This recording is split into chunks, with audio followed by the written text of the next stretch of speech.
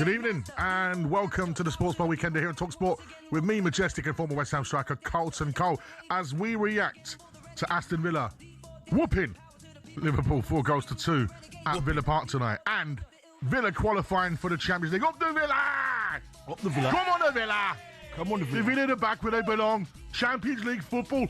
Gabby must be very excited to know where he is. If you're listening, Gabby, give us a call. Also, we'll be reacting to the League Two playoff semi-finals. And loads more. 03717 223344. Of course, we want to hear from Liverpool fans and Villa fans on the way home from Villa Park. Villa fans, how excited are you to be back in the Champions League? A European final coming on Thursday. How good of a manager is Emery? And on the flip side to that, Liverpool fans, can Arne Slot move forward with this Liverpool team? 03717 223344. It's Madge, it's Coley, it's the Sports Bar Weekender. That's right, we are back once again. The management in for Adam Catchall, the Catman. And Magic Coley back together again. Mystic Mug. It's got a ring to it, innit? Mystic Mug. That's my name. Mystic Mug. Mystic Mug. Okay. After last week. Septic Peg. I got it wrong, didn't I? Yeah. There it is. Of course you did. Yeah, play that up, turn it up so you can hear it. Yeah? What was you saying last week? Let's go again. Last week I said West Ham would lose to Arsenal. Yeah. And Spurs would beat Leeds. Yeah. And it'd be pretty much done. So you got half? I got half. Almost didn't. Almost didn't.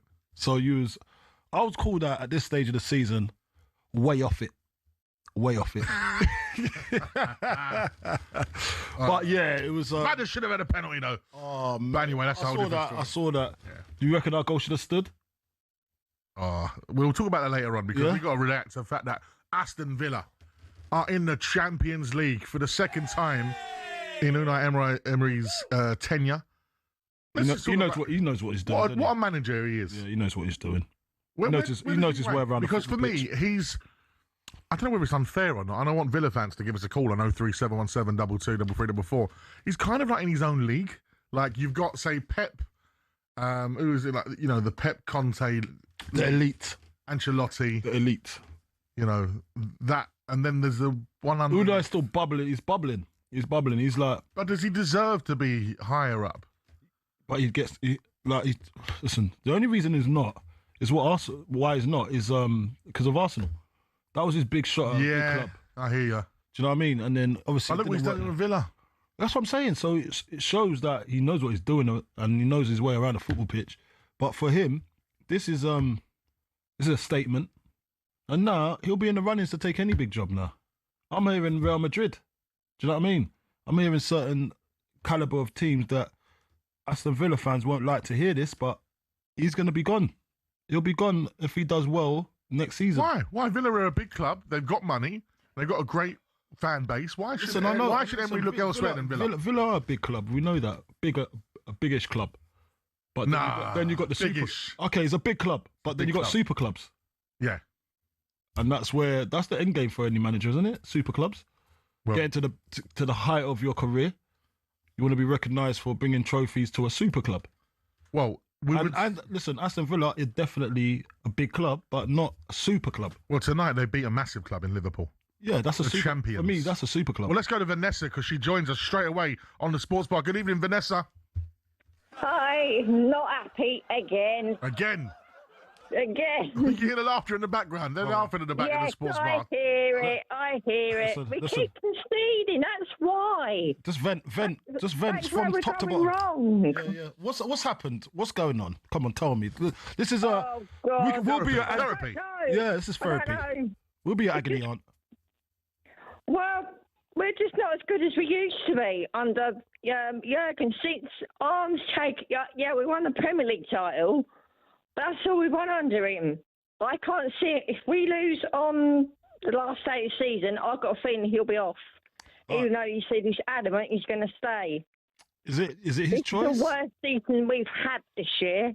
Do you think, for example, it should have been time to say goodbye to Mo Salah at the start of the season? Maybe it would have been start afresh. You know, I personally think, of course, we can't forget about the tragic situation with Diego Jota and his brother, of course. No, I know. You know, that's going to be a difficult season, Carlton, isn't it, for the lads in the dressing room to get over that, surely? Yeah, I think that's another thing. And it's another thing. It's not an excuse, but it's another thing. Listen, no, I know. Listen, I know what you're saying, Madge, and I was a big advocate for that. There's no right way or wrong way of grieving. No. You don't know how someone's going to grieve, especially when he's been your mate for so many years, and you've got accustomed to having him around. Now, the problem is, it's not about that part, the emotional part. It's more to do with the decision making sometimes on the substitutions, on the formation. Yes, agreed with that. Doing. So that's where a lot I agree, because Salah was on the subs bench again. Things like that's not going to put him in good stead. Not with the fans, for sure. With the fans. So, and this is like the first time I've ever seen a manager get berated by his own fans, and just fans are not happy. At the start of the season, we were looking at it, the buys, the money you spent, we was all going, it's Liverpool's, they've walked away with it already. So to finish where you finished just doesn't seem right, does it? No, I think he'll go. I think he will go. I know he said he's adamant he's going to stay, but I can't see it somehow. Sure that's there. Sure that goes. I think this was a try. So this back end of the season, right? The back end of the season for Klopp, I think it was a trial to see whether we should keep him or not for the club. But he's not covering himself with any dignity after this. Like, look at there's another loss. Was it 9 away defeats this year? That's not Liverpool. It's not Liverpool. What we're doing here, and I know we can't hang on to. I know what we was talking about before with the sad loss of Jota and the injuries they've had. But as a manager, this is your job. You have to work around it. We can't control the elements around us, but what we can control is you got to take control of that team. And when they are feeling low, when they are feeling in the dumps, you've got to be that beacon to say, no, I'll lead you through the storm. And I don't think he's done that. Great call, Vanessa. Let's go straight to John. You know why? Because he's a Villa fan. He was at the game. Up the Villa! Oh. You there, John? John! Hello, lads. You're... What's happening, mate? How are you? Up the Villa! Up the Villa! UTV and all that. Hashtag UTV. Up the Villa, lads. Well, what I have to say, lads, is I'll be honest, watching that Liverpool performance, as good as we were, you could tell them players weren't playing for the manager. Really? 100%. And to be honest, I'm a bit shocked by the Liverpool fans. You know, there was hardly any left at the end of the game. Considering that's your last away game of the season, you'd expect some more support there. I understand everything that's going on. I was a bit surprised to see Salah coming on, for like the last 10 minutes. But, you know, I think we've been sensational. I was listening to you, Carlton. I was saying, you know, I understand what you're saying with Emery, with a big club, but I just don't think he does well, in my opinion. Maybe it's my bias. I just don't think he does well with big personalities. You know, we saw that with John Duran. You know, correct. the minute that personality started coming out, he was gone. Even the back and forth he's had with Martinez, isn't it? I suppose you could even answer that, because at the start of the season, it was going to be Bizot. Yeah. Maybe you're right there. Bizot. Maybe it is a character thing that he can't deal with it like that. So he's just... I don't think so. Yeah, so maybe he's just comfortable in his... Maybe he is just a comfortable person in what he can control. He doesn't want to challenge himself to get bigger, which is fair enough. Like, some people are like that, and that suits you. I wouldn't say that he's uncomfortable to become bigger. I don't think that he gets on well with personalities that challenge the manager, and so they shouldn't. You know, we've got a group of players that don't challenge the manager. And look what we've achieved in it. You know, we've got to 2 European semi-finals. We've got to the Champions League twice. And on Thursday, you know, we'll be in Istanbul. And that comes from the players buying into what he says. Yeah, and you know what? Can we talk about John McGinn as well? Because what a servant he's been for Aston Villa. I was saying to the lads that sit next to me, all I want is John McGinn to lift some silverware. You know, what I've seen, you know, in the time that I've been following Villa, from the Championship to now, he's been playing for us. And, you know, he's had opportunities to go. I don't think that's any secret. You know, he's been linked with Man United, you know, how many times? And he stayed, you know, when Grealish, you know, his best mate is gone. And he stayed and he's played for the club. And look what, you know, he could be on the cusp of being an absolute Villa legend. Big time. More so than he is. And I think, you know, when we've got a player like that, the Villa fans don't forget him. And I think, you know, he's up there with, you know, the best players I've seen, you know, in my time of being a Villa fan. Do you know what? Brilliant. That's brilliant. John, I look at it in the way that Villa's gone on and with Emery, very similar to with Spurs and Poch, right? And we had that moment with Spurs and Poch. And unfortunately for us, we never got to have that winning moment with Pochettino and, you know, seeing Harry lift something. Now, I think for Villa, Istanbul, John McGinn and Emery lifting up that trophy that, in my opinion, belongs to Emery. Be beautiful. It's his trophy, isn't it? He wins it so often. That's going to be a great moment for Aston Villa. And you know what? As a football fan, I could put all, you know, any rivalry aside. I don't really have any rivalry with Villa anyway, but it's going to be a great moment for McGinn and Emery to see, you know, you was in a relegation fight with Gerrard. He comes in and look where you're at now. Yeah, exactly. And you know what? I think McGinn is one of those players where I don't think I've seen him, bar, you know, a 7-game stretch where Villa fans were saying he needs a rest under Gerrard, that he has dropped any lower than a 7 out of 10. Yeah, I agree with that. That's all we ask for Villa fans. I don't care if we get walloped 4-0. I just want our players to give everything on the pitch. You know, everybody, you understand, Spurs fan, anybody, and Carlton's been lucky enough to put on the jersey, but as a fan of a club, that's what you dream of. And, you know, he might not be Villa by blood, but my God, if we made him Villa by passion, and I don't think he'll ever forget us. And likewise, you know, how often do you see a player like that reveled by the fans? You just don't. It doesn't come far and few between now. You know, I think, we're approaching 7 seasons on the bounce of McGinn. I mean, you're hard pushed to find a player like that nowadays. Yeah, correct. I mean, it's testament to him. You know, what a player and what a man. You know, I think we signed him for what, 2.5 mil? Yeah, it sounds very, very small. Bang for buck. That has to be the best signing in the last 8 years. It's got to be. You know what? Every football team needs a John McGinn, and I think that, for example, Liverpool had a Jordan Henderson. You know, that's the kind of player I liken it to. It's just like you said, their commitment, their work rate never dips underneath for 7. John, thank you very much. Let's go to another Villa fan. We've got Adam who joins us on the Sports Bar. Good evening, Adam. Good evening, boys. How we doing? What the Villa? Good evening. UTV. Go on. We're celebrating Aston Villa tonight because I tell you what, very likeable manager and, you know, a great crop of lads there. Like, just looking at the goal scorers tonight, McGinn, Watkins and Rodgers, it's been a really well-assembled team, don't you think, Ad? Mate, it's been a heck of a roller coaster from the start of the season to now. Like you've already, you know, talked about, we couldn't find the back of the net for the first 4 games of the season. We had the best run since like 1980-something or other with 12 on the spin. And then we've had an absolute crash of performance for the last 5-6 games. And we think, it's brilliant, we can do 4-0 over Forest, and then we get battered by Spurs. So going in today, I'm just thinking, oh my God, we're crap against Liverpool. Even though they're having a crap season, this isn't going to go well tonight. We've got it all on tonight, and it's not going to go well. And what do? 4 goals, 2 for Watkins, 1 for Super John McGinn, 1 for Rodgers. Up the Villa, come on, boys. No, don't get too happy, mate. You could have done that for West Ham the other night against Spurs, and you didn't. You failed miserably, eh?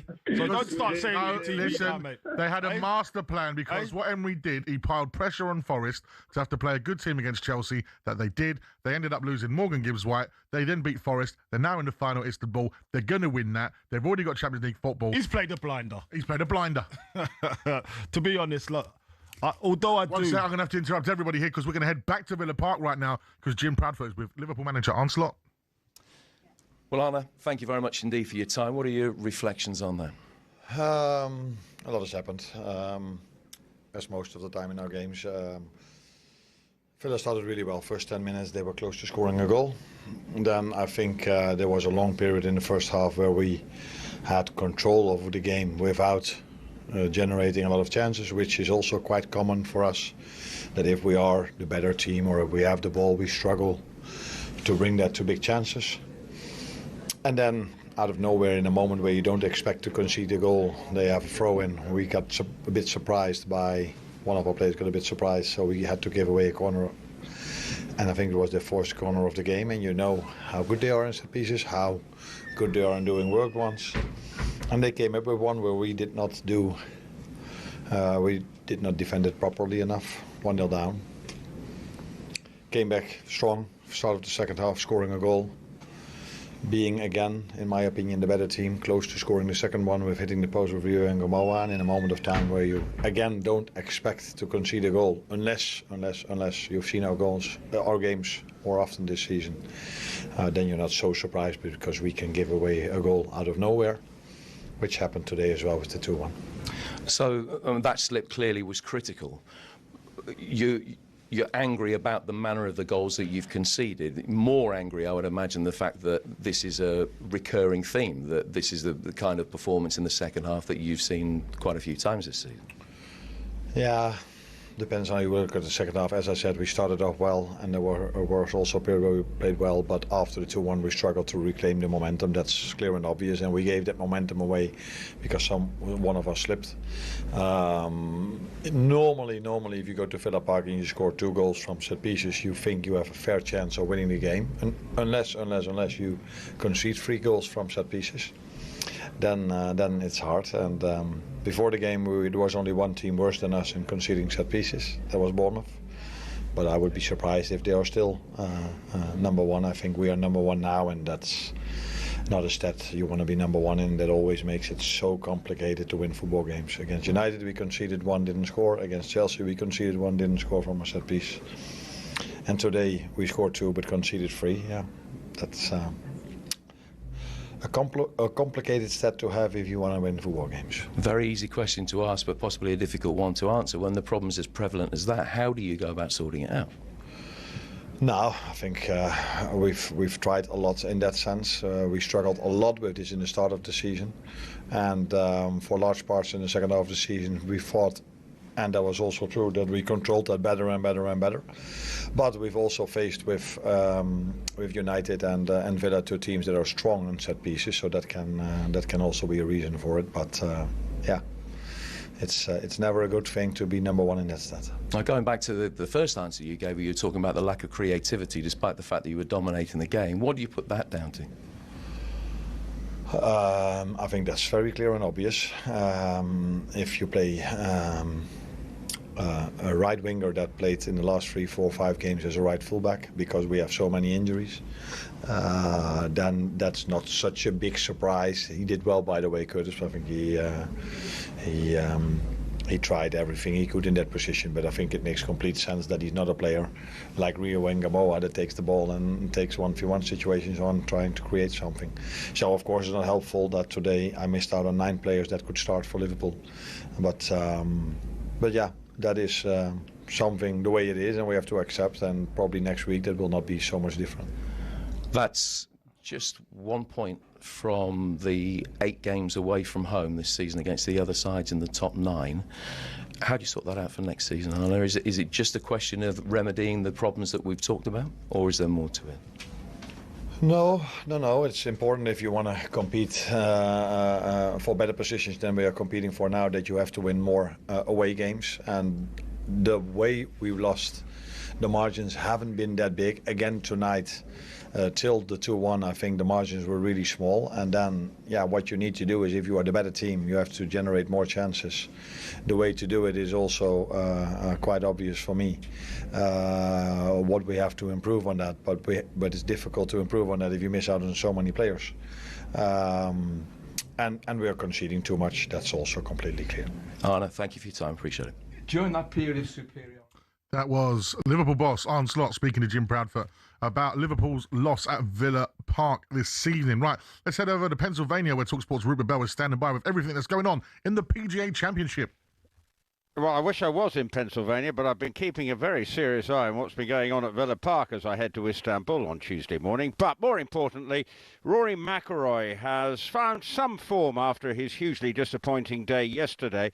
But he got a couple of early birdies, but since the fourth hole, it's been pars all the way for the Masters champion because he's 2 under for his round, 2 over for the championship, and currently tied for 46. So going along calmly enough. But the man who's setting the pace is the 30-year-old American Maverick Manili, who is 4 under for his round and has got to 5 under par. He's 1 clear of Alex Smalley, who finished earlier today. Hideki Matsuyama is at 3 under. It's a stacked top 10 leaderboard. Scotty Scheffler wasn't at his best in the worst of the conditions this morning, and he finished at 2 under, 1 over for his round. Also in the mix, John Rahm, going along steadily enough, playing alongside Rory McIlroy, is at 1 under par. But some big names in danger of missing the cut, including Tyrrell Hatton, who is at 5 over, the cut-off point coming at 4 over, and Bryson DeChambeau, well, he can prepare to probably go and do another YouTube video because he's currently 10 over par, 4 over for his round, and seriously, we're not going to get anywhere near making the weekend action. PGA Championship update on talkSPORT with Arnold Clark. Get the UK's best used car deals, guaranteed. Love that. Obviously, Rupert is a big Villa fan. Of course, so he will be screaming, "Up the Villa!"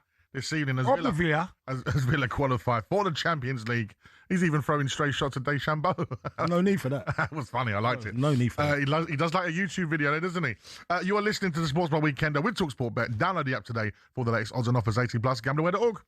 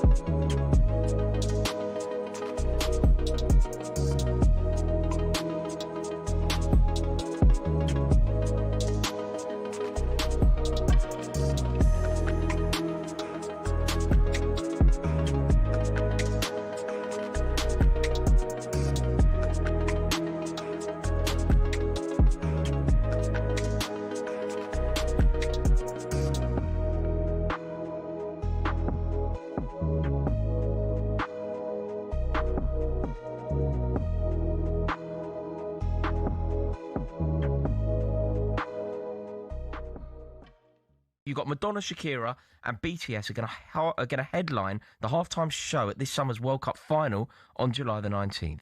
The halftime show during last summer's Club World Cup in the United States between Chelsea and Paris Saint-Germain lasted more than 24 minutes. This is going to be the first time that there has been a halftime show at a World Cup final. I've got a terrible feeling that you're going to tell me you have no problem with this. No, I haven't got an issue with it. Oh, God. But then I'm used to... Listen, I love American sports. People know that. I love American sports. I love the Super Bowl halftime show. Of course, it's not going to be for everyone, and I get that. I've got no issue with that at all. But what they're going to have to do is make sure that they've got plenty of bikes in the dressing rooms, the warm-up areas to keep the legs moving, because I've been to halftime, 24 minutes, that is long. Especially when the intensity of the game, then you go in and you cool down a little bit, and then you talk about 24 minutes, 25 minutes before you get yourself back out there. They have to keep warming. Aaron, you know when you say that you love American sports and you therefore don't mind the intrusion of a halftime show, I kind of get it. I went to a Super Bowl. Snoop Dogg was there. That was unbelievable, that one. Yeah, and that was great because it was a Super Bowl. But I wouldn't necessarily want that at an FA Cup final. I think when you buy into the American experience, you get the American experience. Why are we getting the American experience in a game that doesn't necessarily need one? Probably because it's in America.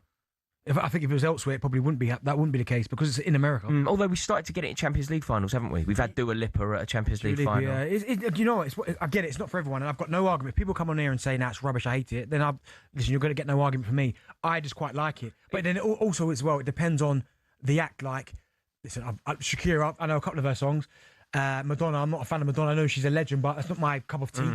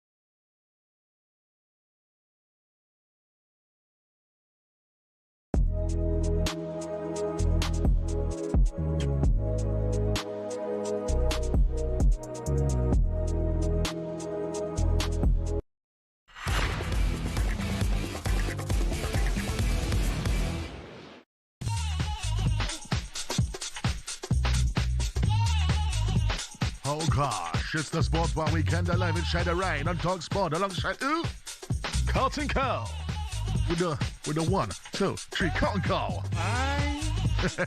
Giving it some time. It is the talkSPORT Sports Bar Weekender. Why are we playing this, Coley? Yeah. We're going raving, aren't we? Are we raving? We're going out. You're getting me out of my comfort zone. You know what I mean? You're taking me out of my comfort zone. My cousin Sar's coming down to the studio right now as we speak. And then we're going out. This guy's got a V-Class outside waiting for us to take us to where? We're going Bognor Regis after the show. Bognor Regis. That's one place I can say I've never been. You've never been Bognor? I've never been Bognor. And the thing about it is I'm going Bognor Regis tonight, Bosch, yeah? Then straight on to Wembley tomorrow. Early doors as well. Early doors to go watch the Manchester City Chelsea game. Yeah, pop that champagne, bro. Yeah. So we're going to DJ Spoonie's. Yeah. As for the Garage Weekender in Butlins, yeah. I'm on 3 till 4 in the morning. I heard it goes off in there. Alongside MC Kai and MC Viper. So we'll be there live and direct. Will you be do a live PA of All My Life, All My Life? No, because my guy to my left, Marco, is not there, so I can't do that. He does the singing. He does a bit of rapping, does a bit of singing, I'm a bit of geezer stuff. Fan. Yeah, but he's not there, so I'm gonna have to wait for him to be on call. 03717223344. We're going to talk about Chelsea Man City, as you mentioned. You're going to be there tomorrow. And a great message here. Says another match, another deluded slot interview. He's very clever at identifying all the problems when we lose, but never puts them right at the next game. Supporters have been seeing the problem all season, playing players out of position while leaving better players on the bench. It will be a disaster if FSG allow him to stay next season. He has to go now. That's from Mike. Wow.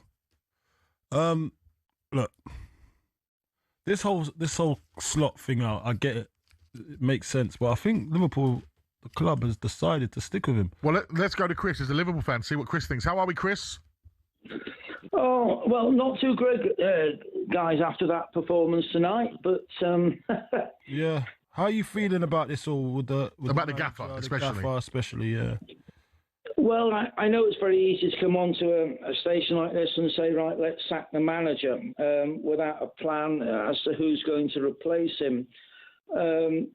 I've been supporting this football club for over 60 years now. And quite frankly, this is the worst football this season I have seen. I'm even going back to the Hodgson era where even the football then was quite cautious, but not as bad as this. I'm seeing players played out of position. I really think the players have stopped playing for him. They're as bored playing for Liverpool as we are watching it. It really is difficult to see how we can all go on next season watching another 38 games like this. I believe I didn't see the cameras didn't pan on the Liverpool crowd tonight. I'm not sure how many were left at the end. I was at the Man City FA Cup game when 3/4 of the Liverpool crowd had gone by the end. And I think FSG are sleepwalking into a Ten Hag moment here, where United kept him throughout the summer and then realised by October that he wasn't the guy to lead them on. And I think that's going to happen with Liverpool, that they'll keep him in the summer.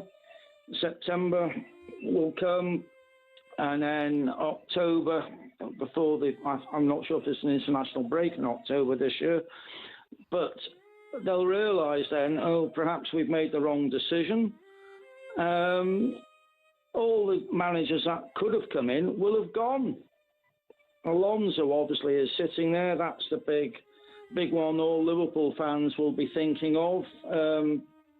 The only other guy I can think of who's doing quite a good job, but he's got no Premier League experience, and I forget, my pronunciation is not particularly good in German, Hoeneß at Stuttgart. But other than that, I just don't believe that we can all I've been a season ticket holder now for over 30 or 40 years. I'm not looking forward to next season at all if we carry on like this. I don't know what you guys think of my comments. Well, you had a lot to say there, mate. You had a lot to say. So it's quite evident that you want Slot out. As simple as that. Well, yes, I've now come round to that. Yes, you wasn't in the camp before, because I know what you guys. You know what it is. Listen, Liverpool fans have always been support the manager first, get the players out. Yeah, it's always been there. It's a history of it. I've seen it even in my time watching the game, and I've never seen it so drastically change in one season for get the manager out, then look at the players. Now, I see some of your players underachieving, and it's underwhelming, and from the heights of where they were last season, there's a massive drop-off on their performances. Correct. And yes, at some extent you do have to blame the gaffer, but it's the same players that you was playing with last season, and you've added to it. Now, for me, when I look at it, I think Slot, yes, there's some elements that you can't foresee, but the management of the players is something that he does have to take responsibility for to get the best out of them. Not just going on the vibes of the back of a Klopp season when he had his team assembled, and then you're coming in, new thoughts, new ideas. The players give that extra 10% because they want to impress the new manager.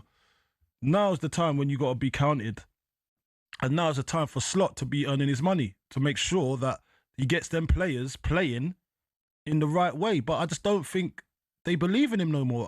One of the callers called in earlier, and he said that one of the fans called in earlier, and it's not even a Liverpool fan, it was an Aston Villa fan. And he says, you can see it's quite evident that the players are not playing for him no more. Yeah. And fans, and that's an Aston Villa fan saying that, and he's not even hating. He doesn't really care. Well, Liverpool fans, let's keep your miseries at bay for a moment. Keep us calling and coming in at 03717 22 3344. Let's turn our attention back to the golf and get a PGA Championship update with Rupert Bell. Well, I'll tell you a player you've got to keep an eye on. He's been pulling up trees on the Live Tour, and he's just obviously announced last week that he's paid his fines and he's very much back on Luke Donald's Ryder Cup radar for next year. John Rahm is putting a terrific, steady round together. Not many players are birding the difficult 11th at the US PGA this week, but John Rahm has just done that, and he's moved to 3 under for the championship, and that's 2 under for his round, and that's 2 behind Maverick McNeely, who's putting one of the rounds of the day together at 4 under par for his round, playing the 13th. He is at 5 under, 1 shot clear of Alex Smalley, who's in the clubhouse after a 69 earlier today at 4 under par. It's Scotty Scheffler you've got to keep an eye on. He played very inconsistently, but he's still very much in the mix. News of Rory McIlroy going along steadily enough after those 2 early birdies, just playing alongside John Rahm. He is 2 under for his round at 2 over. Tyrrell Hatton has moved himself back onto the cut line with a late birdie at the 12th, and he's at 4 over par. But John Rahm, the player, making a bit of a move for the European golfers at the US PGA. Brilliant stuff. Let's head back over to Villa Park, as Jim Proudfoot is standing by with Aston Villa boss Unai Emery. Unai, many congratulations. Champions League football for Aston Villa again for next season. How does that feel? Absolutely brilliant, and so happy. The season is being difficult, up and down. We started poor. I was so wrong. So worried, so worried. Maybe wrong as well. But so worried in September, where we're not performing, we were not getting our performance and getting points. But the teams, the players reacted fantastic. And we had 3 fantastic months, October, November, December, January.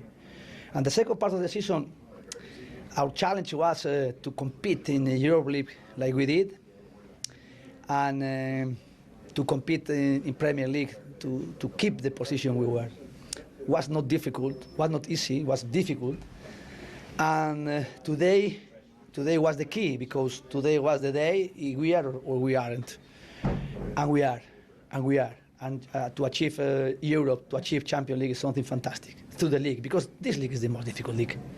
And how they are, Manchester City, Arsenal, how we were competing with them in December. How is, as well, Tottenham last week, Chelsea 2 months ago when they beat us here 4-1 here at home. Wow, was a difficult moment, but we reacted always. And today the reaction is like the season, okay, we must be consistent, we must have some moment struggling, we must respect, defend, set pieces, we must attack, we must use our skills, we must get resilience during the match, and after they draw, we reacted and we finished the match fantastic. I think it's something making me proud of them, so proud of them. I'm grateful with the supporters. And Europe, Champions League is something amazing, and the Premier League, how we are fourth now, how we tested today Liverpool is really fantastic. And we are playing now only for the trophy, for the final, and we are going to focus now 100% doing the first objective and achieving the first objective we had. And we settled at the beginning to be in Europe, to be in Champions League, and make sure now we are 100%. Ahead of the semi-final, the game against Nottingham Forest, you arrested 7 players for the game against Spurs. Today you've picked what most Villa fans, I think, would feel was your strongest available side. How difficult a decision was it to go that strong today, bearing in mind that a win got you in the top 4? It's a wrong thought. It's a wrong thought. Because we lost matches with the same player played today. And we need to create, to build our structure and can feel every player there comfortable and to get the performance. It's not one day playing Tino, Miss or Pau, we are winning, we are losing. It's not playing one day Lucas or Mats and we are winning, we are losing. Because we won and we lost with both players. And we need some players, after he was injured, Sancho, his comeback again came back now, is being more difficult because the team is responding and he needs time as well to again recover his performance. He did and he showed with us as well. And the same with another. Lamar Bogarde always is helping us, and when it's not Amadou Onana or Camara, we respond as well with different players. And these are wrong thoughts when we are thinking we are winning because this team we are repeating with this team, or we are not repeating with this team. Because against Tottenham we lost, but we lost for different reasons. And we analyze inside. But of course, okay, the supporter or the journalist, you can, or the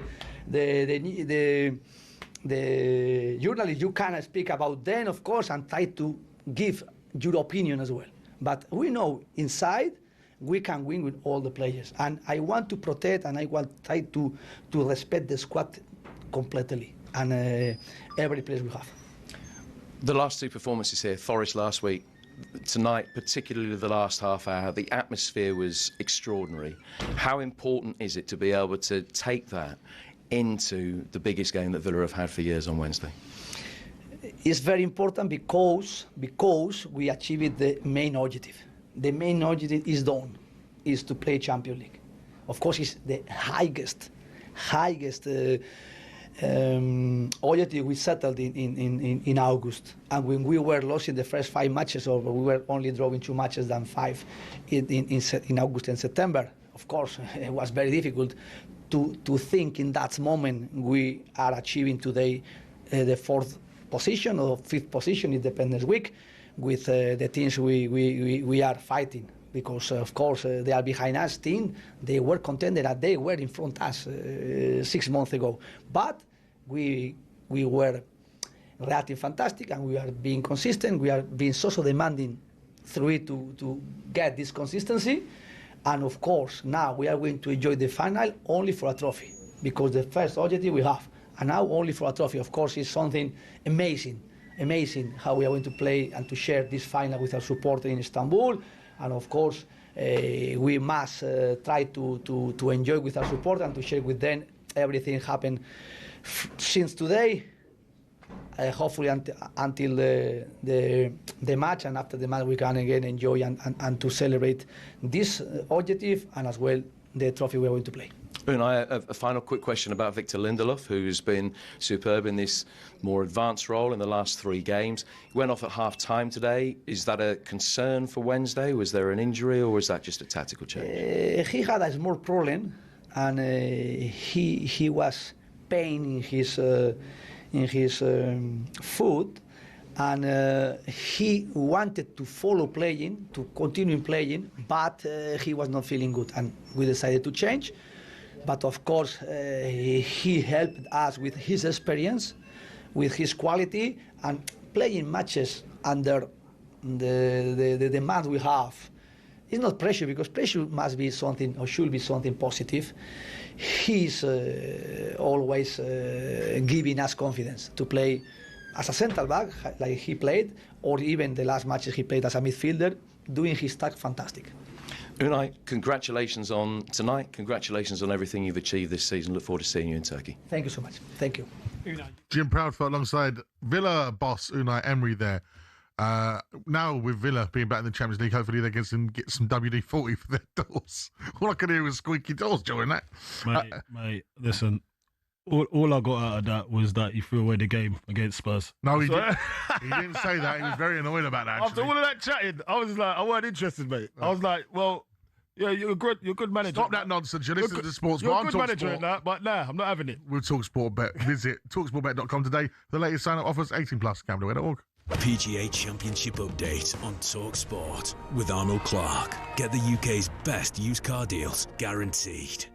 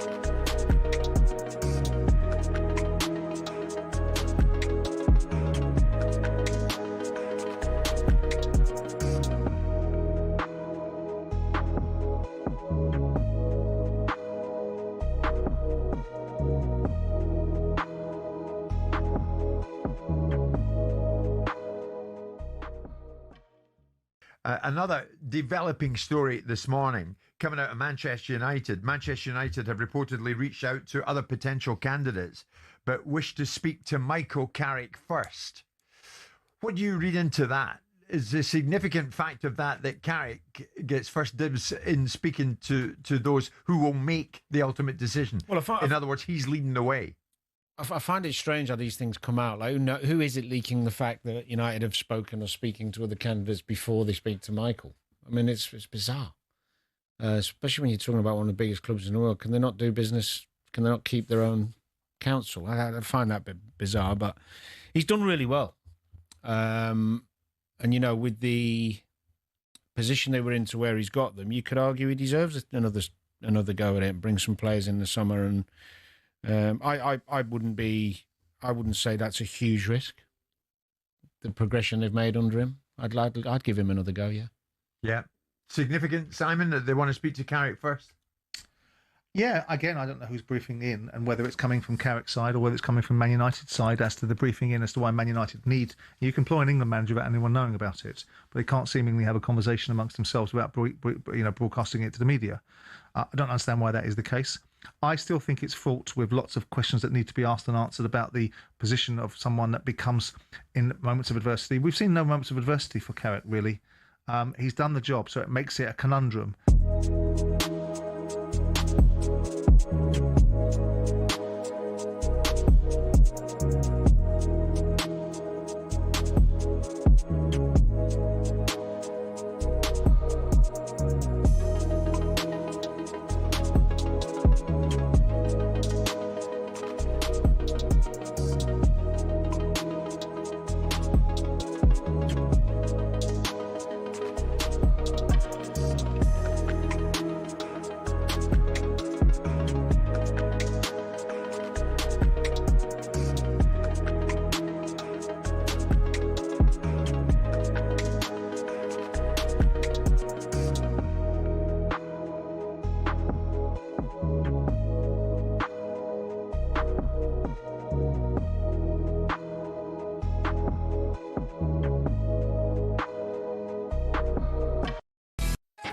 Get that winning feeling, courtesy of talkSPORT Win. Now, do you fancy £25,000 in your hand completely tax-free? Of course you do. At talkSPORT, our competition's just got a whole lot bigger, with even more prizes up for grabs to give you that winning feeling. And to celebrate, we're giving you the chance to win £25,000. 25 grand. But hurry, entries close Monday at 4 p.m. Here's what you need to do. For your chance to win, head to talksportwin.com or text WIN to 83338. Text and online entries cost £2.50 plus your standard network rate, or call 0343 418 7260. Entries must be in by Monday at 4 p.m. That's when you'll need to answer your phone if it indeed rings. 18 plus, UK residents only. This is a network promotion. Full T's and C's at talksportwin.com. So for your chance to win, text the word WIN to 83338 now. Right, the show is flying by tonight, and we've had some amazing interviews with both Unai Emery and Arne Slot, but we're going to be turning our attention later on in the show to, of course, the FA Cup final that is going to be live on talkSPORT tomorrow afternoon from 3 o'clock. We're also going to be looking ahead to that massive day in the Scottish Premier League, as at 12:30 at Celtic Park, Celtic Hearts shootout for the Scottish Premier League title. You are listening to talkSPORT with talkSPORT Bets. Remember, gambleaware.org.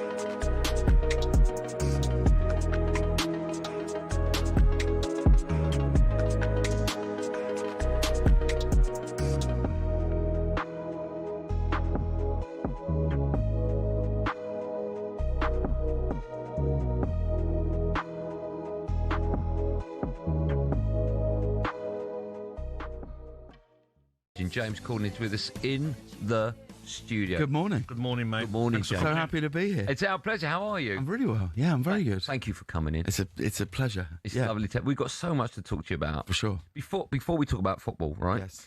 I was just going over old stuff that you've done, right? Mm. And I was watching with my producer Ollie this morning when you did the Sports Personality of the Year.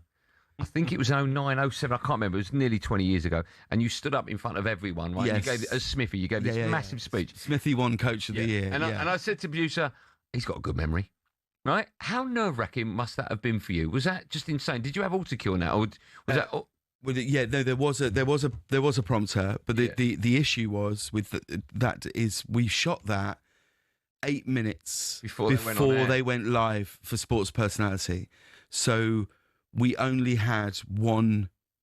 We could only do it once. Yeah. From the standing up in the crowd, the walking through, doing all the stuff. So also, we had to make sure that lots of people were in the audience, because as Sports Personality they all wait in this room before they go out, and we had to go up to like Freddie Flintoff, and what we had to say to him, we had to go, Freddie, we're going to do this thing. Don't laugh along, okay? Because it can't look like it's like a sort of roast monologue. Yeah, which is why Freddie's such a brilliant actor. Looks so angry in that we just like make out like it's real. Don't just laugh along when we start saying all these things to different people. And the only instruction I was given was you can't interact with Capello, because they were like, you're not allowed to interact with Capello.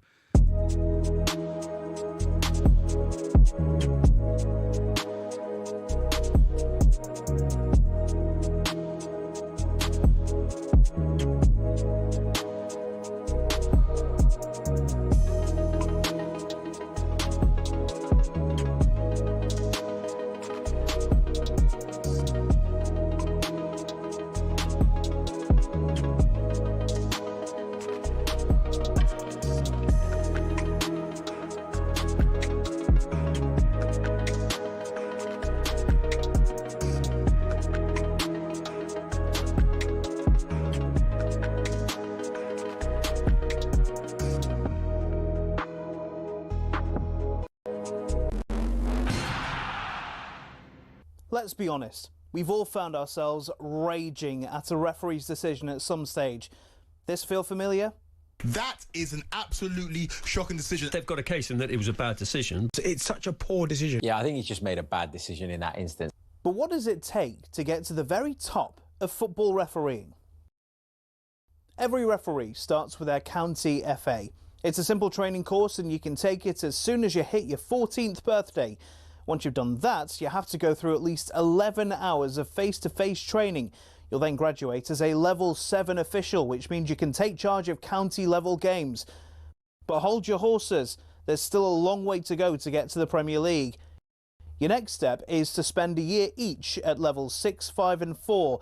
This covers the top of the amateur game. Only at Level 3 do you start doing Northern Counties or Isthmian League level games, for example. If you've done this all quickly, you can reach Level 2 and ref your first National League match after, I don't know, 6 years? After getting enough experience at that level, you can apply to be a referee in the EFL. There's an interview, people watching you do games, and then, if the EFL are happy, you'll be granted a Level 1 licence to ref in games in League 2 and above. Now, they don't just say on you go to the Premier League, you have to work your way up through the divisions. Only after years of hard work and refereeing on cold Tuesday nights in Stoke can you be considered to do matches in some of Europe's very best stadiums. Now, who was the youngest to reach the very top? It was actually Michael Oliver. He refed his first Premier League match in 2010 at the tender age of just 25. So if you want to follow in his footsteps, crack on. It'll only take you roughly a decade, thousands of hours of work and an incredibly thick skin. In total, there are 37,000 registered referees across England, but the PGMOL has only deemed 21 good enough for the top flight. That means there's not even a 1 in 1,000 chance you'll even make it in. Obviously, referees can make mistakes, but when you think about it, having a go at them is kind of like slating a brain surgeon.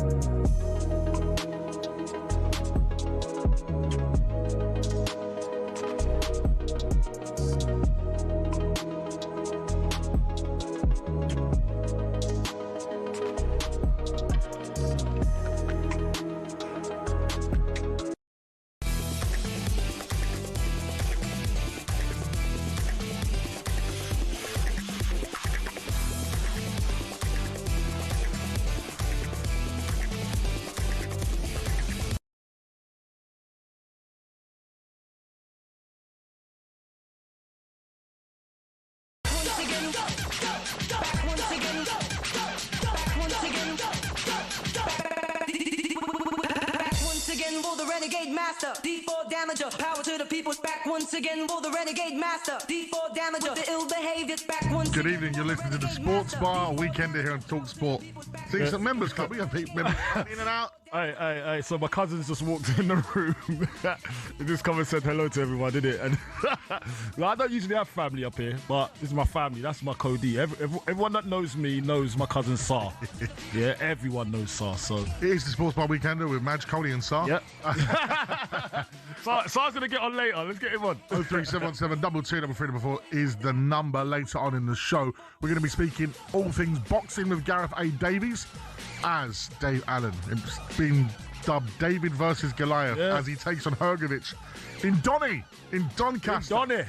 In Donny. We're going to be speaking all things SPL as well as Celtic and Hearts battling it out to win the Scottish Premier League at 12:30 tomorrow at Celtic Park with Martin O'Neill. Will he win? Martin O'Neill indeed. Will he or will he not? And of course, we're going to be looking forward to the FA Cup between Chelsea and Manchester City. But for now, keep those calls coming in. 03717 22 Let's go over to Joe, who's a Villa fan, who joins us on the Sports Bar Weekender. Up the Villa, Joe. UTV. How are you, mate? How's it going? How are you, Bo? How you doing, Geese? Yeah, absolutely buzzing, actually, at the moment, being a Villa fan. But there's a couple of things I just want to say. Listening to those Liverpool fans coming back, I got in the car, picked up the phone, looked at it on Sky Sports. Villa rip apart woeful Liverpool. It never seems to be on the Villa. There's two things I want to talk about: stability and PSR. The first thing, stability. Look at the way we're growing with Unai Emery. Yep. 4 years into Europe now. It's absolute. And just think what that man could do if PSR wasn't around. And the Liverpool fans, don't worry, lads, because PSR's around to look after you. And you'll still be able to spend £250 million in the summer. So don't worry. If you get rid of Arnie Slot, don't worry. Somebody else will come in. You'll be able to protect that top four because that's what it's about. Because nobody will let the likes of Villa and Newcastle and even Nottingham Forest compete on an even playing field. And just imagine what Emery could do. If we could spend the money, just imagine. Because what will happen in the summer is, do you know what? I'm buzzing for going to. I'm going to Istanbul on Wednesday with about 20 of my mates. We're going to have a great time. And then, do you know what? In the summer, we'll probably have to sell somebody again. But it'll look after the top four or the top five, and off they'll go again. And off we'll go again, trying to compete, trying to challenge them, but we won't be able to. But don't worry, Liverpool fans, on the way home, you'll still be all right. But still get the top four. Joe, are you not proof that if it's a good manager and there's good acquisitions, look at your goal scorers tonight, right? McGinn, Watkins, and Rodgers. Rodgers came from Middlesbrough, Watkins came from Brentford, and McGinn came from Hibs, didn't he? I just think Aston Villa are such a well put together team, and I don't think necessarily. I think people get it wrong with the idea that you have to buy 5, 6 superstar names to make a great team. I think Villa and Emery are the proof of that. And if I'm honest with you, Joe, especially as a Spurs fan, I'm jealous of what Villa are doing and what you're producing at the moment, because I just think you've built such a great team under Emery, and I think it's proof once again that if you stick by a manager, you let him run the team properly, and he doesn't take any nonsense, does he, Emery?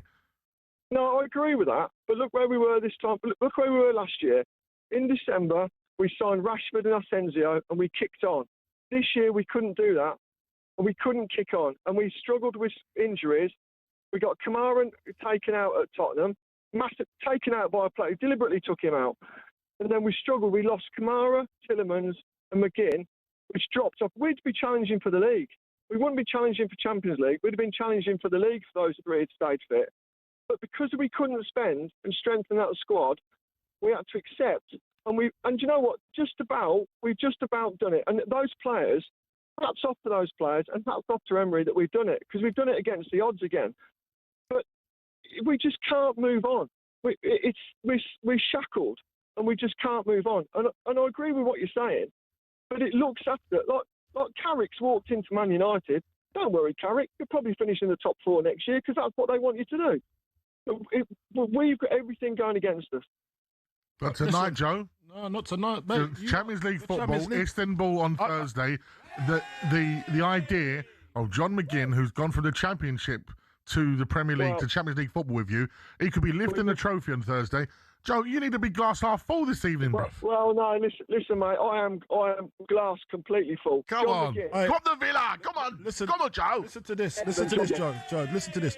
If PSR worked in your favour, right? For instance, I still think, I know. Listen, you probably see it the other way, but I think, we was talking about this earlier. Unai Emery doesn't want big egos at the club. He wants to control the controllables, right? So you'll have a bigger kitty, but you'll get the players that would adhere to what he wants out of a footballer. Now, you can get bigger and bigger, but I reckon you're only as big as the players that you can get and the players that your manager respects and can control. Let's have a look at Real Madrid right now and what's going on. Look what's happening there, yeah. So, look, and by the way, Andy in Manchester has just texted in and he says, well, I know what you're saying, Joe, but City voted against PSR. And they didn't want PSR. No. I'll tell you what, I want to speak to another Villa fan. I want to speak to it's not anybody's fault. Rupert Bell, before we go to talk about the golf. Because we're going to be talking about the PGA Championship in a moment. But of course, Rupert Bell is a big Villa fan. He's going to Istanbul. Rupert, how are you feeling this evening? Champions League secured. Absolutely, but I like what the last caller said. Yeah. I'm with him because it does feel like, we might have to sell Morgan Rogers. And we get our 100 million or whatever we might get for him. But it does feel that we are, it's like the old days when before all this money came in, like Brian Clough when he was Nottingham Forest, He was a manager, and he just managed Exactly. a team.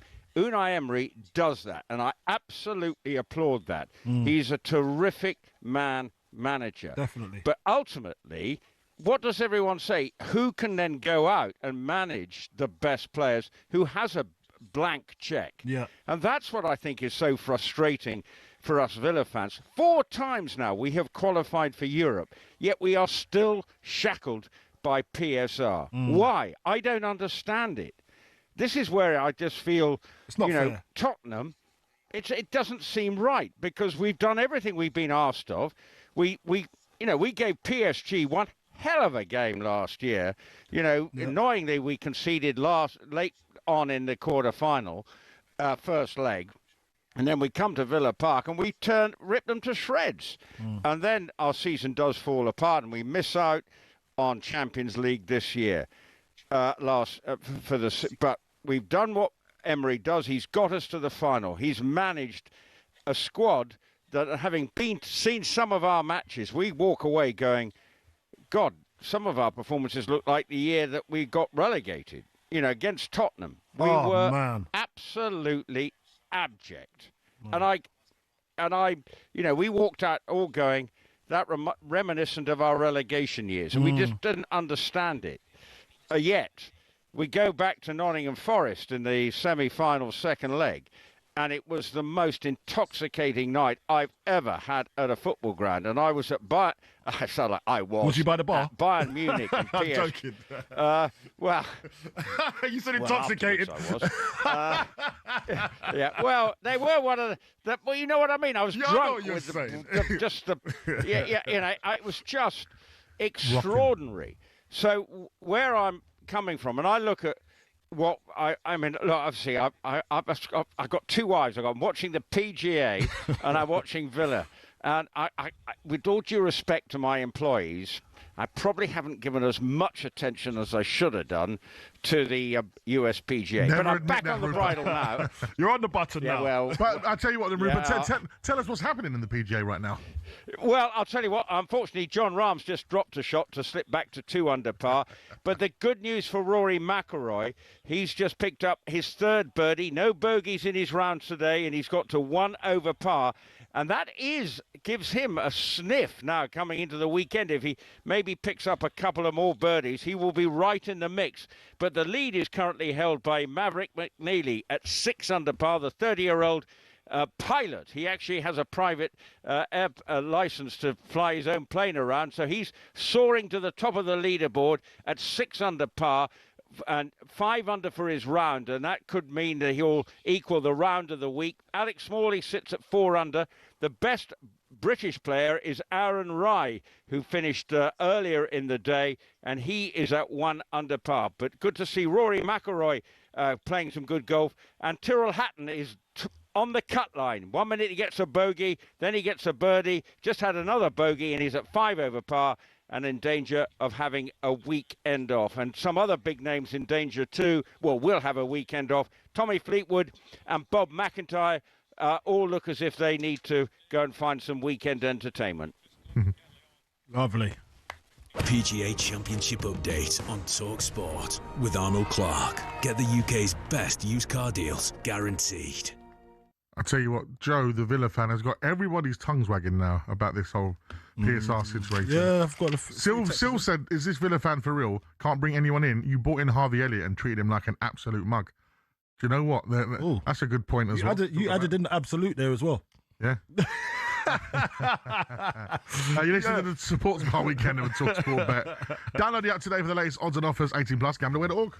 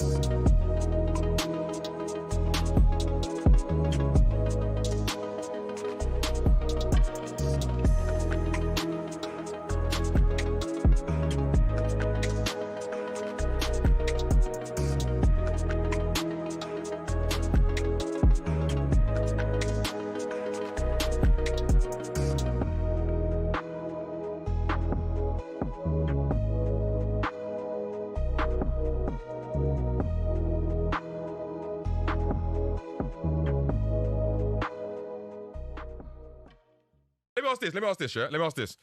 Out of all the players that Tottenham have, in terms of technical dribbling ability, is Madders not able to change the direction of the ball at drop of a hat? Is he not, though? Is that not his bag? Yeah. That's what he can do, right? Yeah. Come on now. How bro. often? Come on now. What we talking? Come You're on talking now. about James Maddison. Oh, here we go. He hates him, innit? Yeah, here we James go. Maddison. I don't care about James Maddison, but we can't pretend that James Maddison is some sort of... Madders would walk into your squad right now. James Maddison? Maddison would walk into your squad right now. There isn't a Chelsea... And furthermore, in terms of your 10s and creative players, if Madders was on his day, he'd be the best one in your team. On his day, yeah. This is the most wild thing I've ever heard. Who are your cams? It's not. Cole Palmer. You talk wild comments. Palmer. It's very rare that I'm speechless, but this is that moment. Cole Palmer, I'm a fan of Cole. I think he's great. And on his day, he's an amazing player, yeah. I do think Madders, though, on his day, provides something that you don't have in your squad right now. James Maddison wouldn't have got into a Chelsea squad in the last 40 years. That's insane. There isn't one Chelsea squad. He's getting in this squad. There isn't a Chelsea right squad now. with James Start for you now. James Maddison. While he was injured, he would have started for you. James, do you know what? If he was part of our squad, do you know what he'd be doing? He'd be vlogging it from the sidelines, sitting with opposing fans' YouTube channel. You know what, yeah? My Spurs friends have warned me about you, yeah? Yeah, trust me. But look, I respect it. I actually respect what you're saying. Like, it's fair enough. You're entitled to an opinion. You're wrong, but you're entitled to an opinion. I'm completely correct. No, you are wrong. Trust me. You're wrong. You're actually wrong. He's wrong. Tell him. Do you know part of the reason why Tottenham are in this predicament? Go on. It's because of the standards that are set by vice-captain James Maddison, sitting in the stands, vlogging with angry Ginge as you concede goals against Man United. I have no problem with that at all. I think he's a great player. If he wants to vlog while he's injured, he's got an ACL. What do you want him to do? Sit around moping? That's a Tottenham mentality. You get in your squad. All right. Maddison. Yeah. Maddison doesn't He would. You've got so many players in your squad. He would. Like, By the way, the same winger. By the way, I just want to say, Tottenham mentality is Chelsea's mentality to wear that gold badge that you won that Disney Cup. That's your mentality.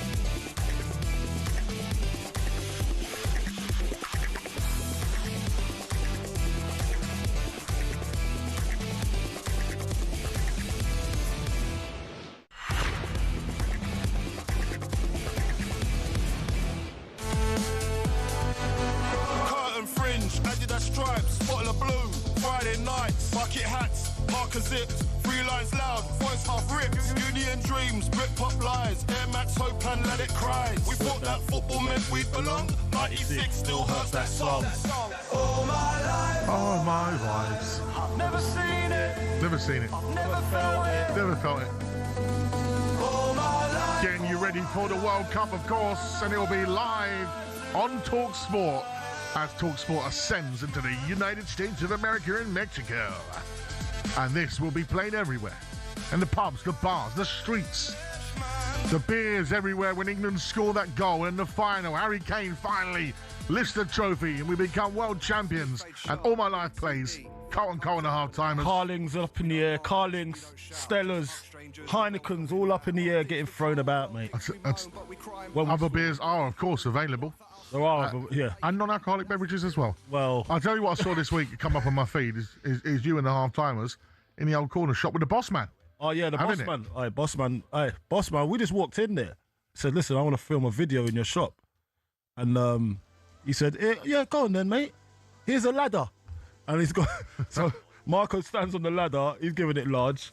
Then I go, boss man, you want to come in? He was like, yeah, of course. And the boss man was there, That's why we all love a boss man.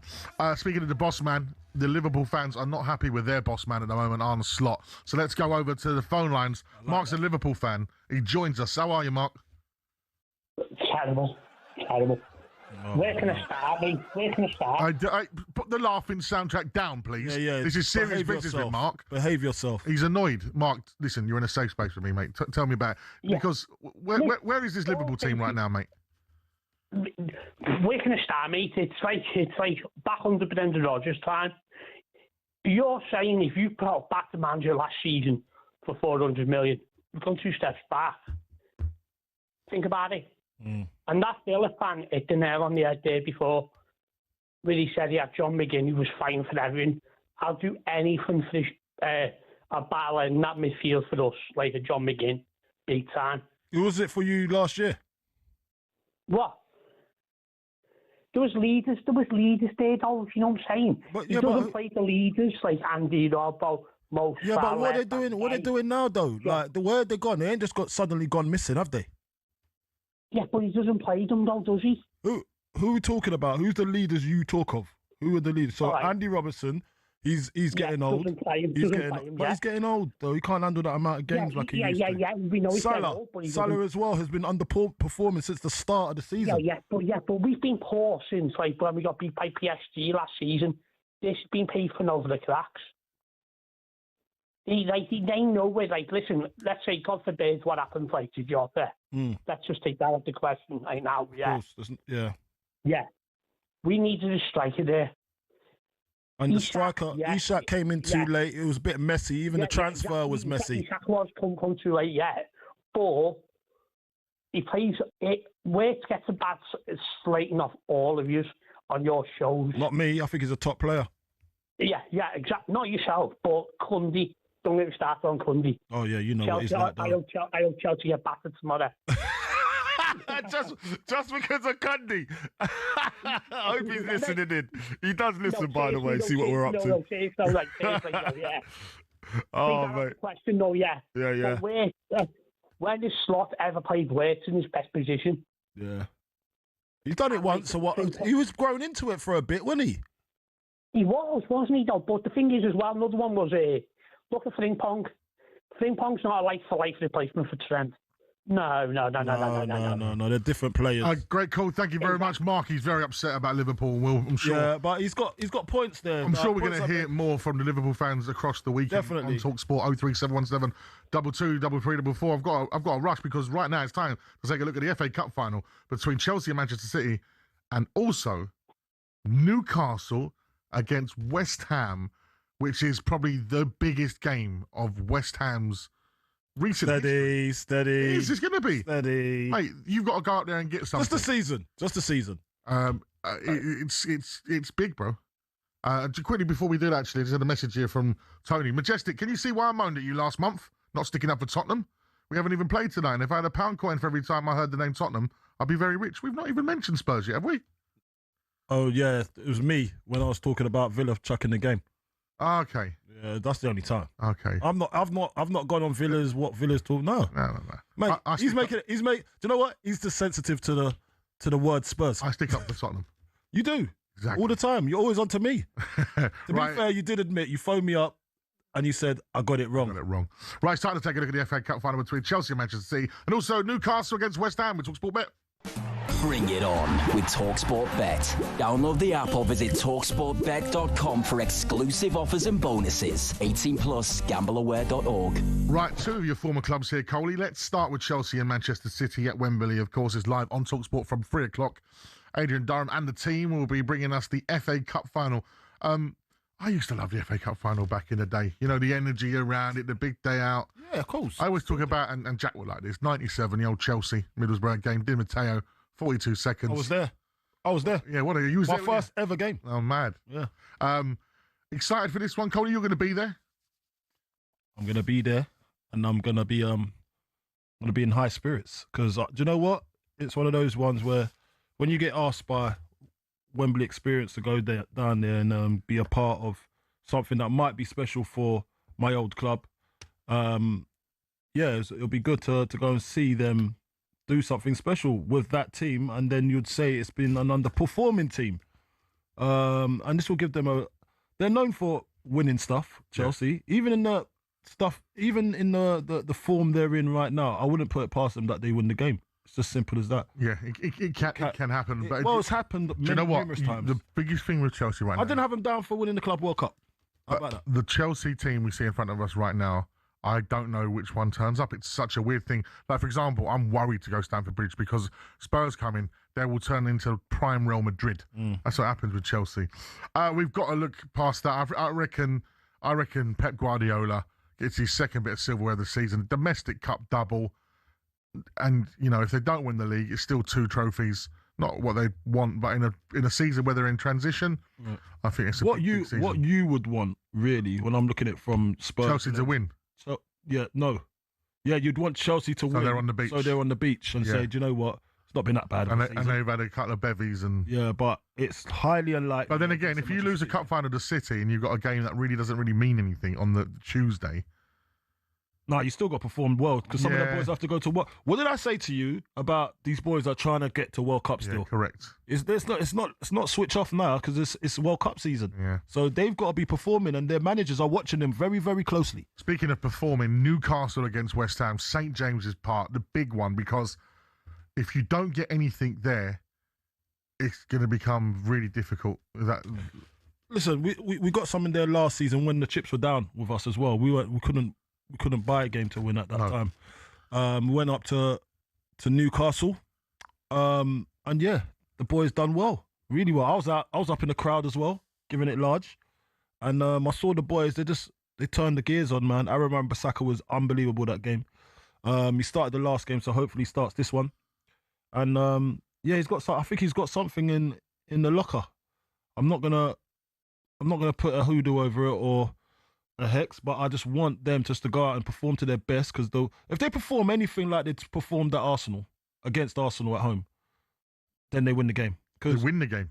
Yeah, if they perform like how they did at Arsenal, with Arsenal at London Stadium, they win the game. Newcastle. It's a big ask. Not a big ask. Come on, Madge. Big ask. Why? Why is it a big ask? Listen, it's going to be very interesting. They just have to have the same intensity they had with Arsenal. As simple as that. Can you do it? Are you going to do it? Huh? Are you going to do it? What, win the game? Yeah. I like it. Are you winning yours? Are we against Chelsea? Listen, if you no. It's a yes or no. Yes, because if you want to stay in the Premier League, go and win. Simple as. So you think they're going to win? You think they're going to win? What's your head saying? My head says yes. And your heart is saying? No. Because there's no evidence for it, bruv. You don't go to the bridge and win. I ain't seen it in ages. Now, do you know what? Even if we get a draw at Stamford Bridge, that's not too bad because of the whole goal difference thing. And then your last game is? Everton at home. Yeah, you ain't winning that. Yeah, but for example, if we get a draw, say if you go and Mate, you couldn't beat Leeds, bro. Right, if you go and win, against Newcastle, that brings you a point ahead of us. We go into the bottom three. Yeah. If we then get a draw against Chelsea, we're at the bottom three, level points on goal difference. The goal difference is like 10. Like, you're not getting a 10 goal difference against Leeds last day of the season. 10-0. West Ham. You never know. You never know. I'll tell you, it's not. But listen. Your calculations last week, keep it covered, innit? Because it goes against you. 50-50 it was. That was a look at the latest action thanks to talkSPORT Bet. Terms and conditions apply. 18+. Gambling.org. Bring it on with talkSPORT Bet.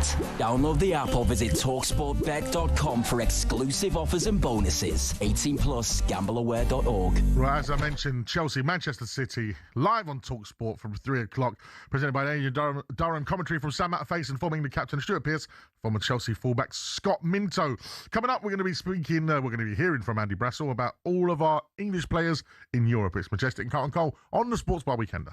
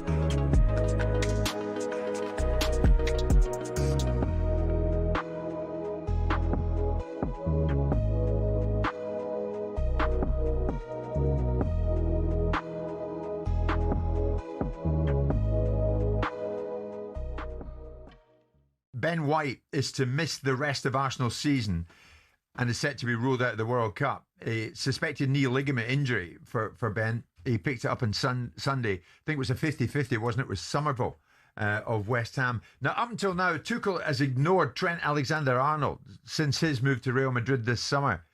Could it be goodbye Ben and hello Trent? What do you think? My gut feeling is Tuchel just doesn't fancy Trent, no matter who's fit or not, to be honest, from a defensive point of view. That's how it feels. The recent squad, he had, 36, and he didn't put him in, so I don't see why I'd be putting him in now. You think he's decided he's not going to be featured? Feels that way. Yeah. I might be completely wrong, but no matter what. Yeah, I don't think he'd be going. It's a shame for Ben White because he seems to be in a good books for Tuchel, and he's just started to get his form back a little bit, playing regularly because Timber's injury. He's decent player. Yeah, yeah. And I know Gary Neville had a little criticism of the way he made that tackle. I kind of make him right in a way, but the problem you've got now, because I missed the final once by dangling a leg. Rio come through me hard, Rio Ferdinand, the way at Leeds it was, and I did my ligaments, missed the final because of it. And I look back on the tackle and think, yeah, I should have gone in full tilt. Problem you've got now with the way the rules are, especially with the follow-through rule, even if you go in full tilt and you do get the ball, but you catch someone on the way through, and you get a red card. Yeah, it actually encourages you to be a bit more tentative. So what is it when you're going in fairly committed, but don't end up truly committed? Yeah. I mean, Gary Neville said Ben White just hangs his leg there. It's poor. He's got to be stronger than that. He's hurt himself there.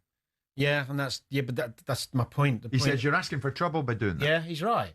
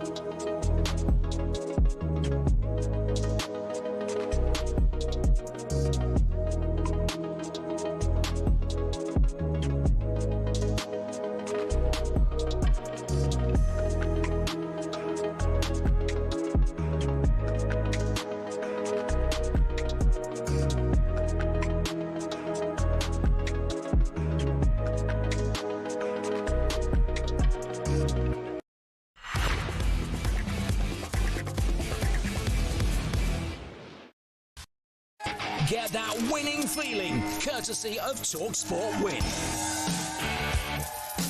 Right, fancy winning yourself £25,000 completely tax-free at talkSPORT. Our competition's just got a whole lot bigger with even more prizes up for grabs to give you that winning feeling. Head to talksportwin.com to enter, and for full T's and C's, hurry, entries close up Monday at 4 p.m.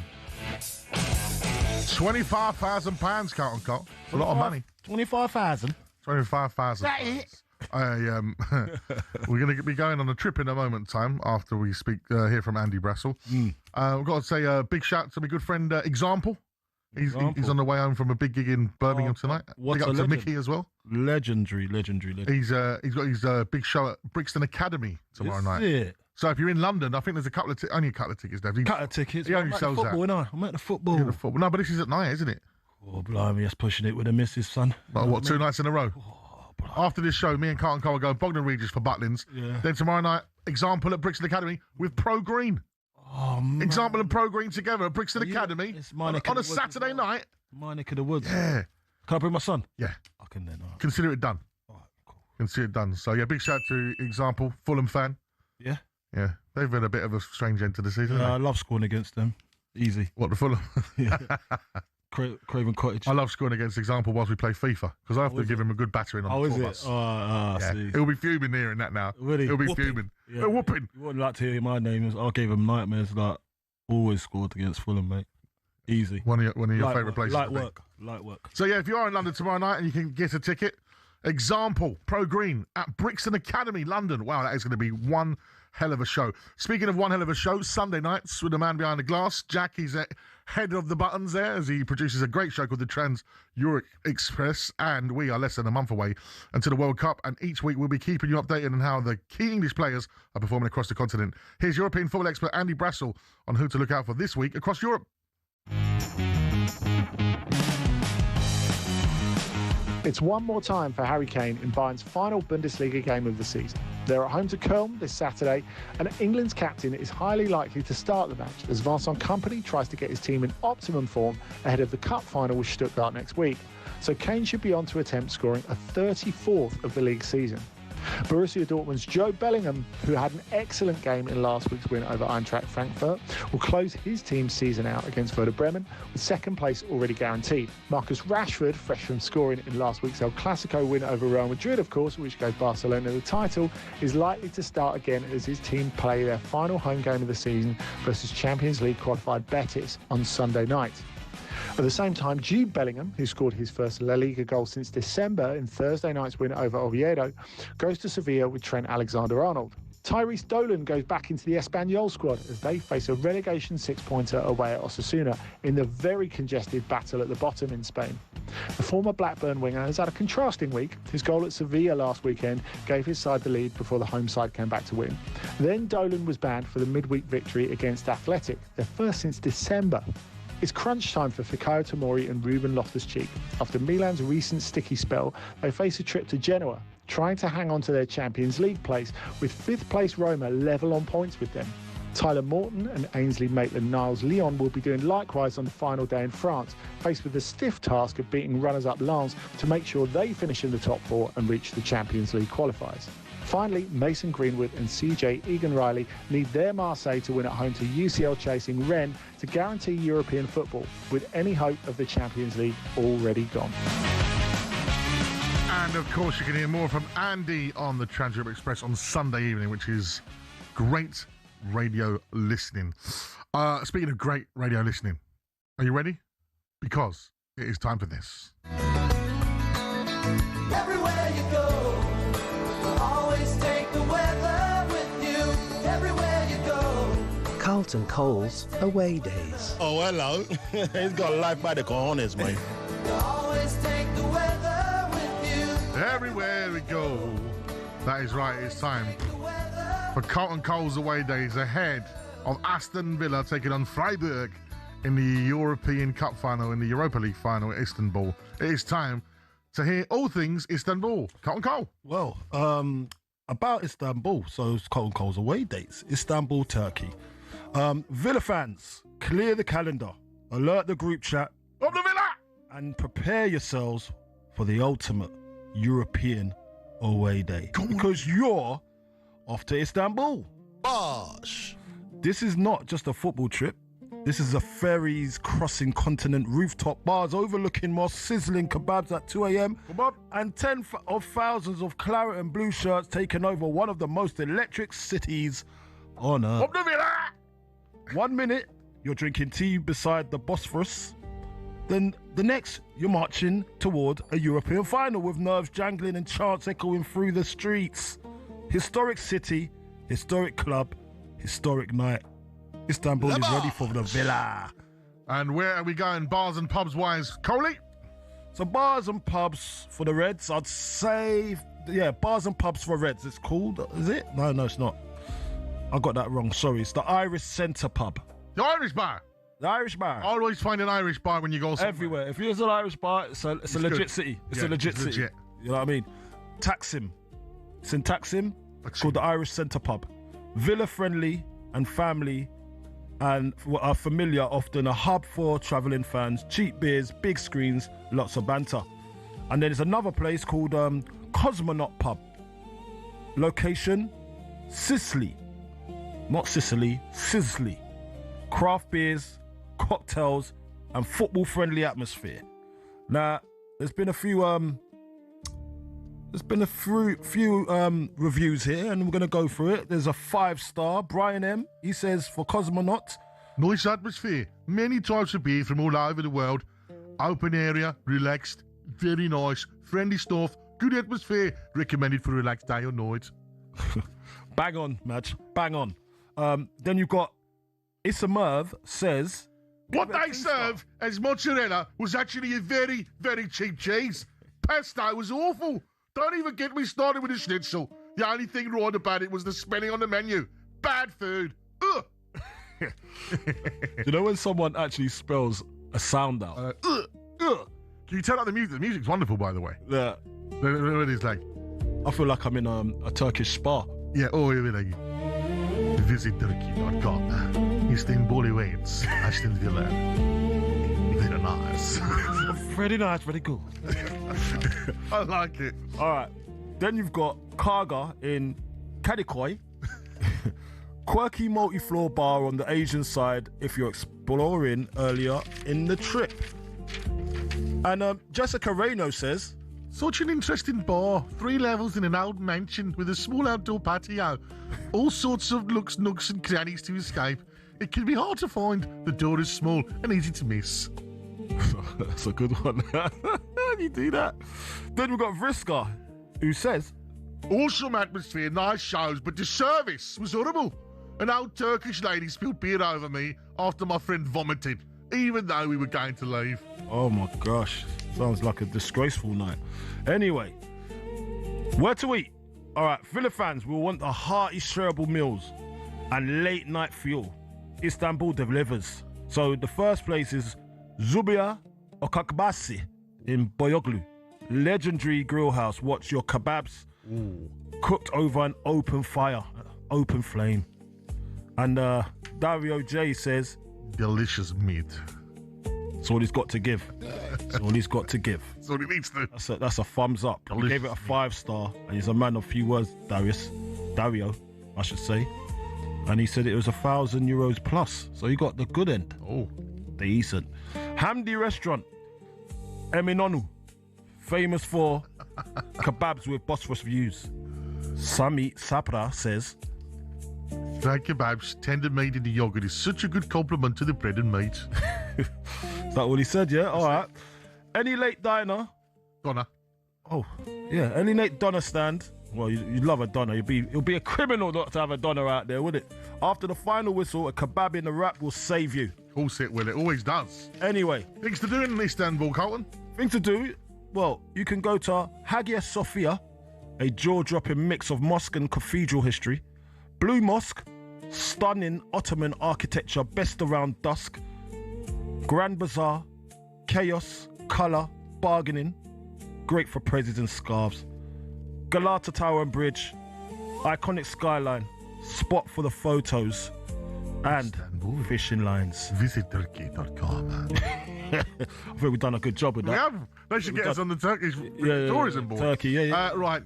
So we're in the group chat now. We've got the itinerary. Carlton, what are we doing? What's happening in the morning, Carlton? Morning, we're doing. We're going to be doing a bit of sightseeing with Gabby and Bonglahor. Yeah, Sultan Hamid is called. Hagia Sophia and Blue Mosque, and then a little bit of lunch at with Rupert Bell. Oh yeah, with Rupee. Lunch at Hamdi restaurant for kebabs with a view. And in the afternoon, wander the great Grand Bazaar, the scarves and souvenirs, where you'll find something to take back to your wives. Pint stop on Istiklal Street. Example, James Joyce Pub. Pre-match. Before the match. 5 to 6. Big dinner at Zubia Okabasi. Grilled meat or tirihi komariet mehanese. So meze and Iraqi. Very nice. Quick beers at the Irish Centre with the fellow villains. And then post-match, we're going to have a Donna rap near Takism. If you're still going, late night bars in Beyoğlu. Yeah, so claret and blue under the Turkish skies. That's it's Wednesday. A beautiful thing to do. 8 o'clock, Aston Villa take on Freiburg in the Europa League final in Istanbul, presented by Adrian Durham. Commentary from Jim Proudfoot and former Aston Villa captain Andy Townsend. Don't forget, visit Turkey.com. Oh yeah. Istanbul. Oh yeah. Somebody who should have listened very intently to that section is a man who's going to Istanbul on Thursday, is the one and only Rupert Bell. Let's get a PGA update. Well, Majestic, I'm just going to question your Birmingham accent that you've been airing all evening. How authentic is it? But anyway, that aside, thank you for your recommendations of where I'm going to be eating. Remember, kickoff in Istanbul is 10 o'clock, so we're in for a very, very late night. But I'll tell you what's going on at the USPGA, because that's obviously why you want to talk to me. Maverick McNeely's just missed a very simple par putt from 4 feet to slip back to 5 under par, so just get nearer the chasing pack. But players who've gone well today, Stefan Jaeger, a shout out to the German player because he's backed up his 3 under par yesterday with a level par round to be in the clubhouse at 3 under.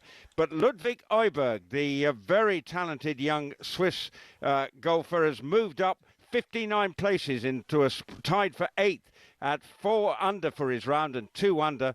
Rory McIlroy, on the other hand, he started pretty disastrously at 4 over par, but he's moved up 74 places in the field with a 3 under round so far through 15, and he is tied for 31st. So a good day for Rory McIlroy. Bryson DeChambeau may be missing the cut, but he's just had successive birdies, but it's all too little too late. Tommy Fleetwood and Bob McIntyre and Shane will be missing the weekend action the way the scores are at the moment. But Ludwig Øyberg is making a big move as he tries to close in on Maverick McNeely's lead. PGA Championship update on talkSPORT with Arnold Clark. Get the UK's best used car deals guaranteed. I just got a text in. Go on. So that last section, right? Someone just texting. This is Skip, the Villa fan. Listen, you need to calm down, Skip. We weren't taking the mick out of your accent. He goes, don't take the mick out of our accent. Would you broadcast trying to sound scouse? I've done everybody's accents. Would you like Donald's? Gone down in my estimations, both of you. Listen, what do you mean, bro? I don't do accents. Listen, Skip, I got to say that, it's Friday night. A lot of people are having great times. Yeah. You might not like it, but a lot of people do accents. Okay? They do. And Skip, just get over it. You're taking yourself too serious, mate. Sometimes life ain't that serious. You've had a good time. Tonight, chill out. Up the Villa. Anyway. And Matt, listen, amount of times I've heard Gabby do a Cockney accent. Mate, listen, doing an accent's not taking the mick. It's just... Anyway, we've got lots to get on with, including live trivia. It's Magic Carlton Cole on the Sports Bar Weekender of the Villa.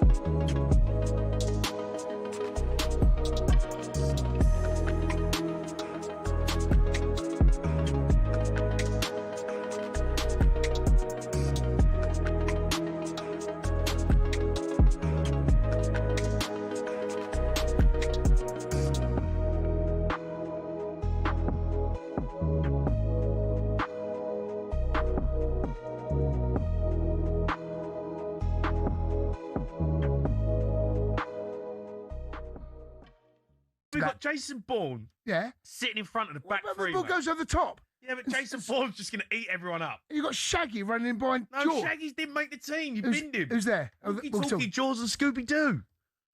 Okay. All right, fine, okay. All right, here we go, boys. Well done, everyone. This is a good team. Our Spy Sports Bar 11. In goal, we've got Octopussy. Tell us why. It's just good arms. Good arms. Back three. Arms and legs. We've got the back three, the walkie-talkie, Jaws, and Scooby-Doo. Solid back three. I'm happy with that. Up and down Scooby-Doo, walkie-talkie, good community, Jaws, edit and kick it. Jason Bourne in midfield, eating everyone up with the binoculars for vision in the middle of the pitch. Inspector Gadget, player number 10. The main man, does everything. He's got the lot. Johnny English, out left. Can go missing. Can be a bit of a mess, but he always comes up with something. Right wing, the Maverick. Got the mojo, Austin Powers. And then up front, we've got the fake moustache, he's good in the box. And we've got James Bond, because he shoots to kill. That is I think we pulled it together, you know. Bar 11 on spying. All right, and we're going to carry this on, by the way, guys, because up next, it gets better. We are joined by former British military intelligence officer Philip Ingram to tell us where it all went wrong for Southampton and Spygate.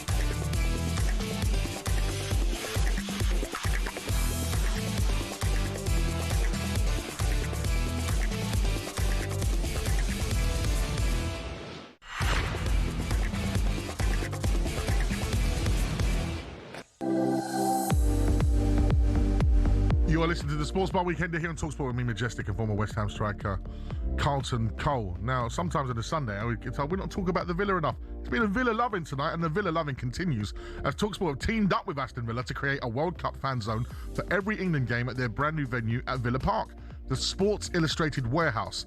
You can join Villa legend Gabby Agbonlahor with thousands of other fans and the UK's biggest indoor screen. Tickets are selling fast. Head to talksport.com/fanzone now to get yours. That's talksport.com/fanzone.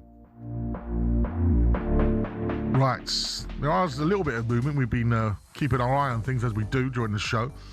Ben Jacobs has just been tweeting, so's our very own Alex Crook. He's been talking about what Ben's mentioned. Chelsea closing in on an agreement with Xabi Alonso to become head coach. Club's full focus is now on the FA Cup final, but talks have advanced and will resume following Saturday's game at Wembley. Chelsea want a quick appointment. So that is Chelsea closing in on an agreement with Xabi Alonso to become their head coach. That's what we believe. That's what Ben Jacobs and Alex Crook are talking about online at the moment. Get your thoughts on that quick one, Coley? Huh? You seem excited by it. I didn't see what you're saying. Sorry, I was reading the message. Oh, that's nice, isn't it? I'm only talking about one of the biggest Very clubs unprofessional of me. in the country, your former club, yeah, possibly getting Xabi Alonso in. Okay. Well, my thoughts on that is he could go there. It's not a problem. Yeah, but is he going to have the full reins? And I'm sure someone like Xabi Alonso will know that he would have to take the full responsibility of transfers, get the players he wants in. And yeah, he's a motivator, I think he's a motivator. But at the same time, how do you motivate a team that are that young and trying to guide them with experience? But they might feed off him. He might be the perfect foil for those players. There'll be more of this on talkSPORT, of course, on the talkSPORT website as well. But joining us in the studio now is the one and only Matt with some live trivia. Let's get straight into what you've got for us this week because time is of the essence. Absolutely. It's an FA Cup final question, of course. I want you to name for me the last 10 different FA Cup winning captains. Oh, my goodness. Now, this means the captain at the start of the game. So I don't know if they got taken off and replaced or whatever, but the captain at the start of the game. The last 10? Yes. So you've heard him there. Last 10 FA Cup winning captains. FA Cup winning? Yeah. Yes. Okay. So first and foremost, we've got to go. We've got to go for... Who are the last 10 teams that won the FA Cup? Who have been the last 10 teams? Okay, so Manchester United won it last year, didn't they? Yeah, who was the captain? Well, let's try and work out the 10 teams first. Was it not Rodri? No, because that wasn't Man United. Oh, I thought Man City, sorry. Man United won it last year, didn't they? No, it wasn't. No. Sorry, Palace won last year. And that would have been, who was the captain then? Oh, Mark Gay. Was he captain? Yeah, he was was captain. Yeah. Yeah. So do you want to lock let's do that one first. Crystal Palace's Mark Gay, please. Lock it in. Labage. There you go. There's our first one on the board. Okay. 03717. Who won it after? 223344. That is the number to call us. 03717 223344. And we want the Man City. 10 FA Cup winning captains. It is talkSPORT.